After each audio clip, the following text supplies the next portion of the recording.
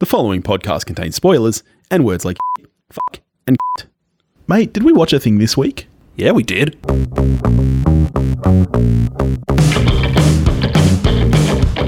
Hello everybody and welcome back to We Watched a Thing. It's your boys B Dizzle and Toph. How you doing, buddy? Just going to keep calling yourself that, are you? Yeah, I am. It's not stopping. Just hop on the train, man. Hop on the B Diz train. Just try it out. Try it out. No. Yeah, come on. I won't do it. Have you ever tried to give yourself a nickname? No, because you can't do that. You can. You can't do it. Oh, come on. Have some joy, mate. What are we talking about this week, buddy? We're talking about a movie called Bombshell. Wait. We're talking about a movie? Try and get on the same page. That's right. Bombshell, 2019 American biographical drama film directed by Jay Roach and written by Charles Randolph. The film stars Charlize Theron, Nicole Kidman, and Margot Robbie. And Connie Britton. Yeah, Connie Britton pops up. You gotta love Connie Britton. Friday Night Lights, represent. And John Lithgow. We should probably mention John Lithgow too. Yes, as arch creeper Roger Ailes. Yes. What's it about, Toph? It's about Roger Ailes being a massive creep and people saying such. Yeah. Can I ask, did you know anything about this? Because we're in Australia. Fox isn't really a thing here. We don't have Fox News. We don't watch Fox News. You can, if you've got pay television, yeah, it's there. Yeah, but it's not like... I don't think... It's not an institution here. I don't know anyone who watches it. It's not an institution here like it is in the States. Did you know anything about this story? Were you familiar with any of the characters? I remember when Roger Ailes got the sack. That was about it. Yeah. I didn't know who Gretchen Carlson was. Okay. But yes, I was aware that it happened. I just didn't know any details really other than dirty old creep is a dirty old creep. Yeah. Yeah. Which is, that's the narrative everywhere, isn't it? So let's get into it then. What did you think?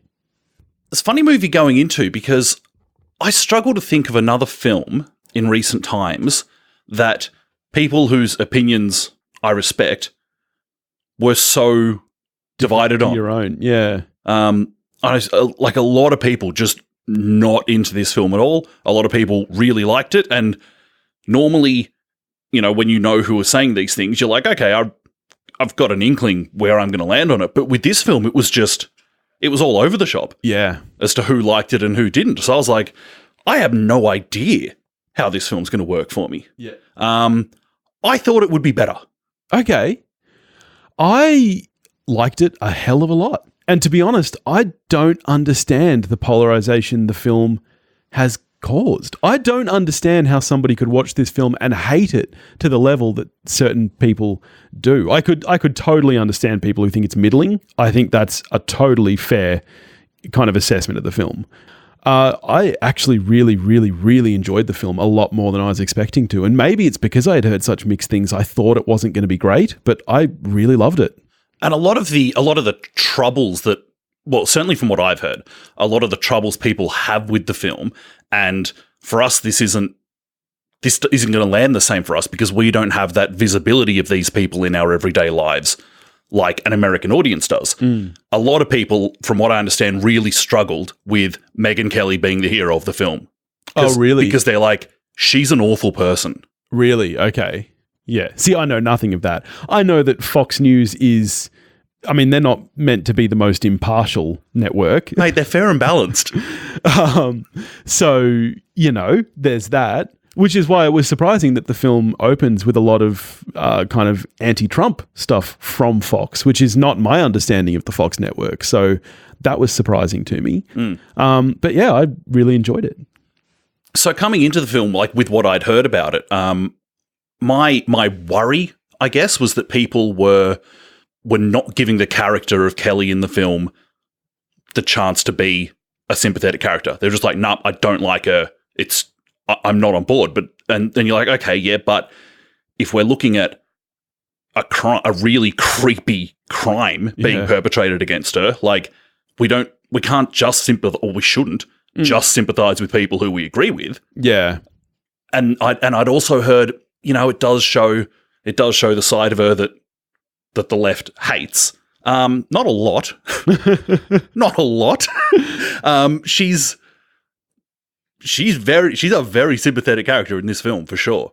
And also is like a mad defender of journalism, which, you know, I don't feel is probably rife at Fox News. Yeah. I don't think that the film necessarily, yes, okay, I guess she is maybe played as a hero, although I wouldn't say that she is the hero of the story. I wouldn't say that this film particularly has a hero. Even Gretchen Carlson, who, you know, kicks off this whole let's out this fucker, I think it's pretty clear that she's not necessarily doing it for completely unselfish reasons, and that comes across in the film. As the same with Megyn Kelly, like, there's a lot of really nice themes coming through here about how we can give more support to victims. And I think that comes through that, you know, later on when they ask her, were there any consequences? And she's like, well, there's 24 names there. That's the consequence of me not speaking out earlier. I think it's definitely saying that she could have and should have done something far earlier in the piece.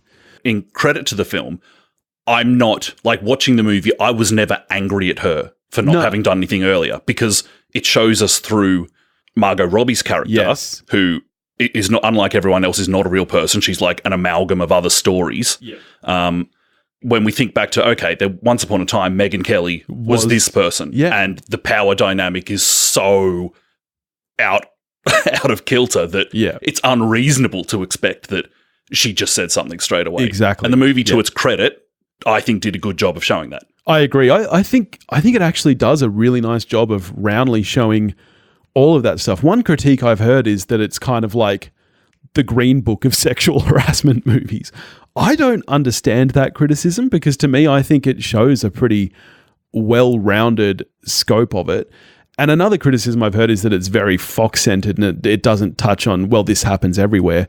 I kind of disagree with that as well. I mean, obviously the movie is about something that happened at Fox News, but I don't think it's saying this happens here. I think it's just showing a portrait of what this crime is like. Can we talk about the acting straight off? Sure. So the film only got 3 nominations. It was Charlize Theron for lead, Margot Robbie for supporting, and makeup.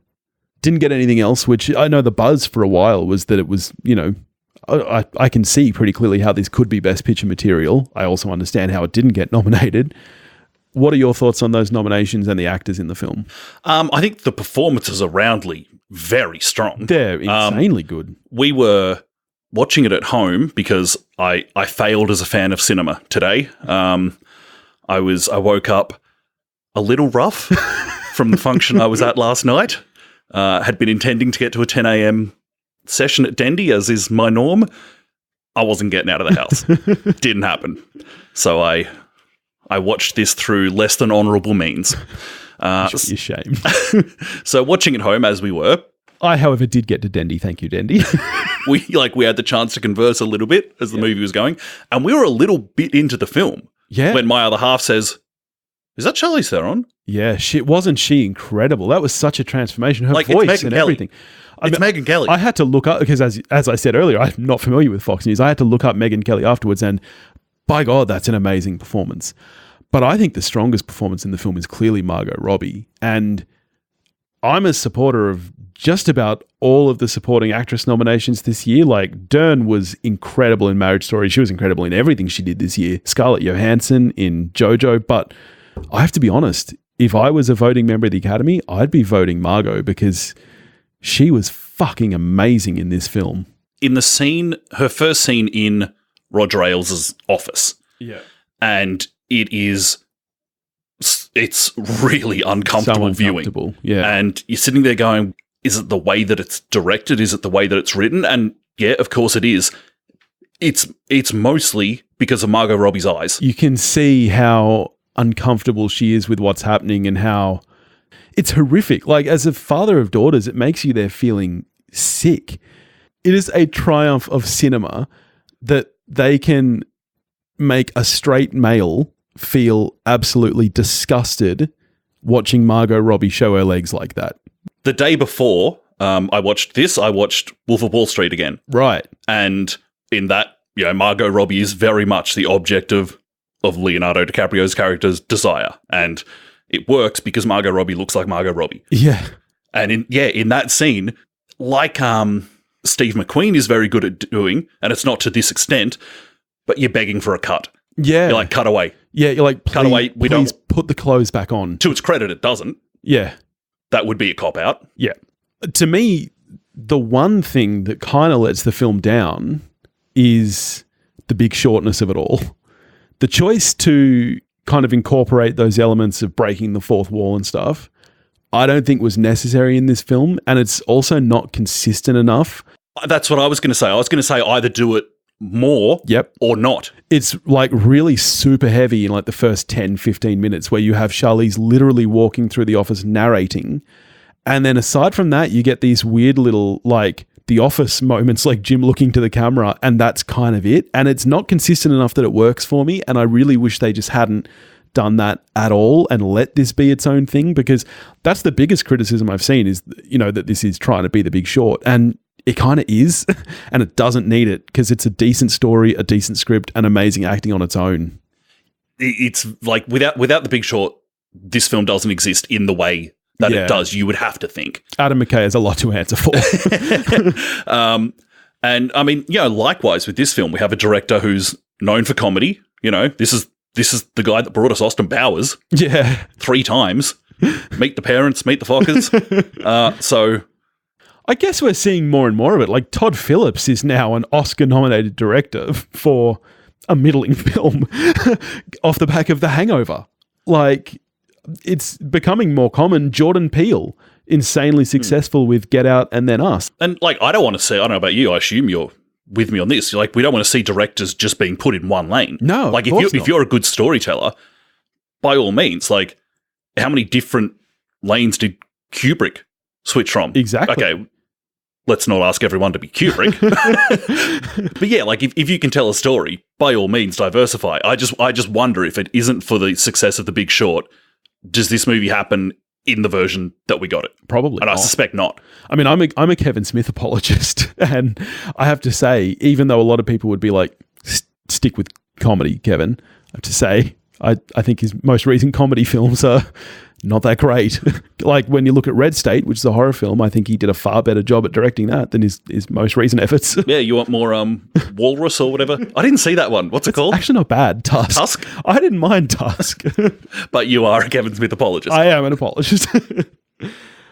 Touching on the other actors in the film, John Lithgow is amazing in this film. And again, I have no idea what Roger Ailes is like. I don't know whether this is an imitation or if it's acting, but I mean, Lithgow is great in everything.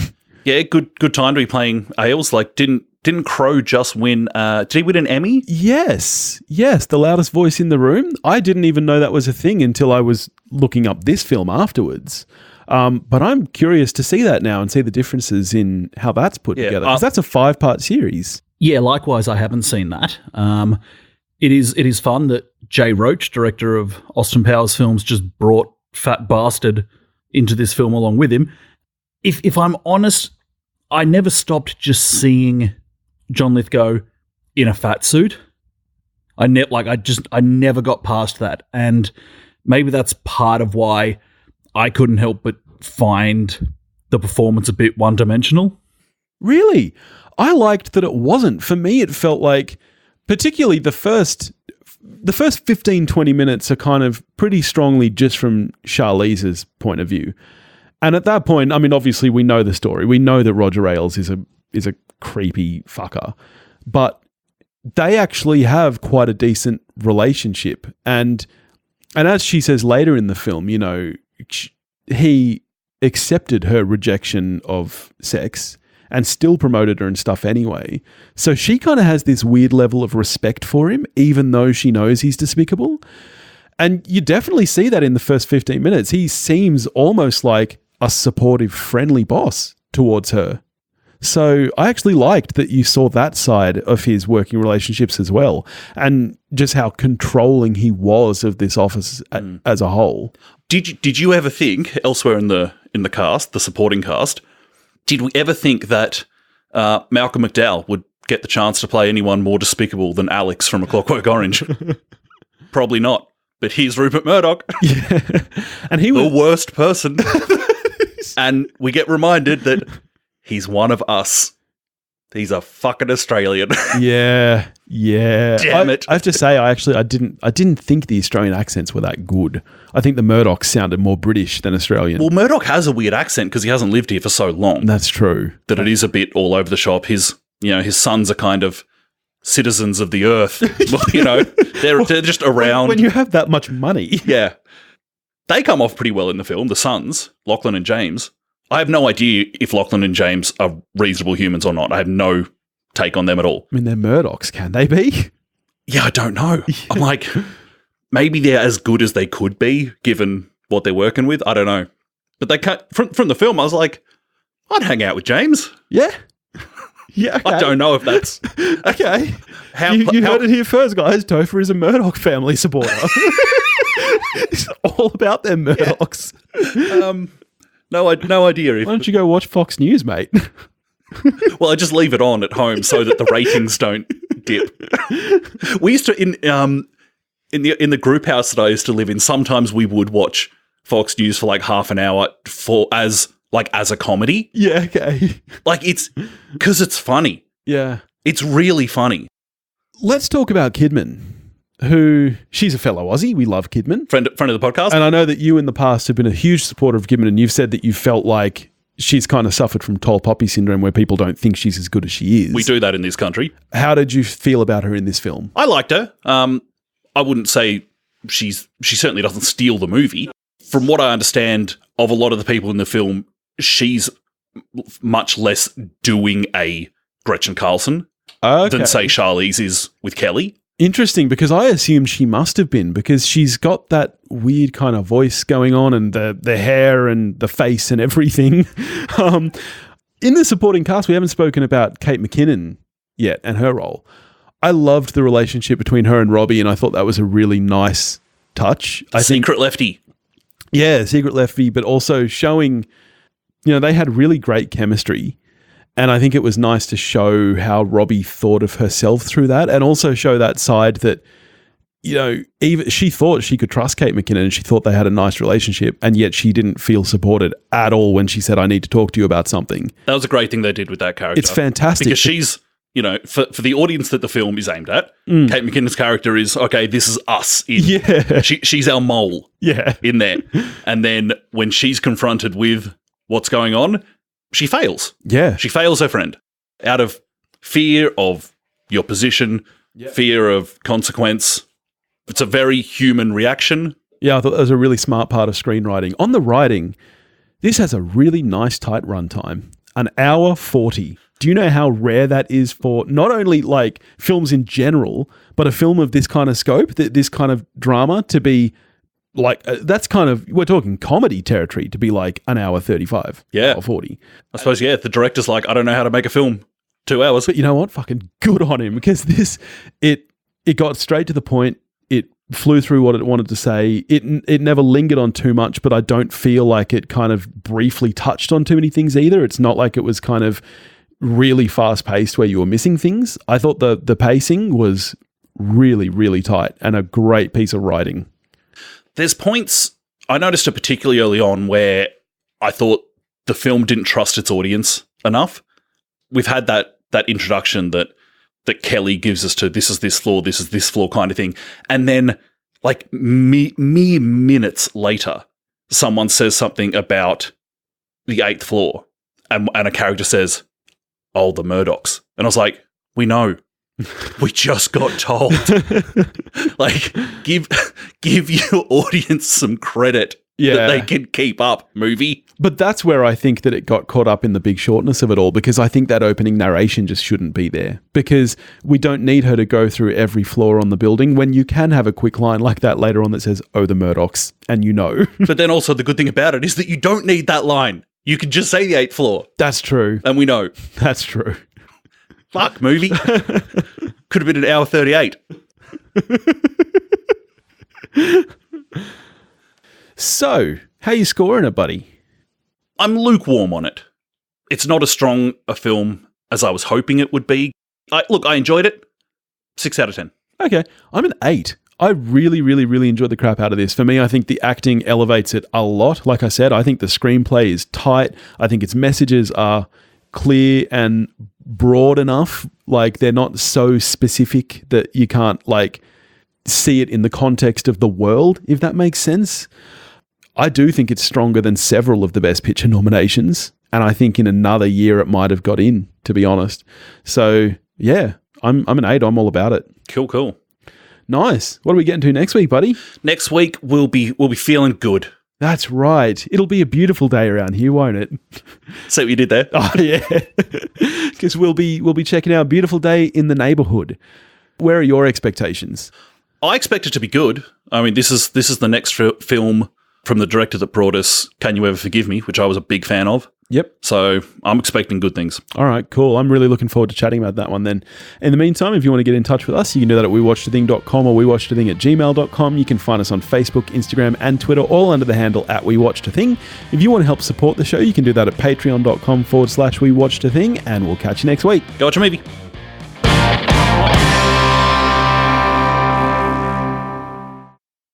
Just point that out. Do you have anything to say on that? just cut it. Cut around it. You can do some magic. It was a good point though, wasn't it? So should I say it again in a less offensive way, or give it a swing? Okay.